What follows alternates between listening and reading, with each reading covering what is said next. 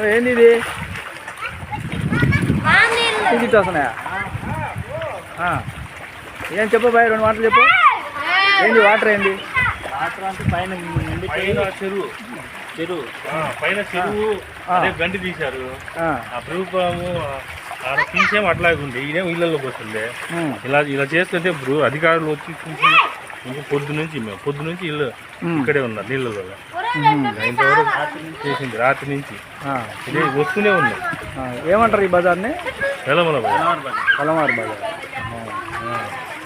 ఎప్పటి నుంచి ఇట్లాగా? రాత్రి నుంచి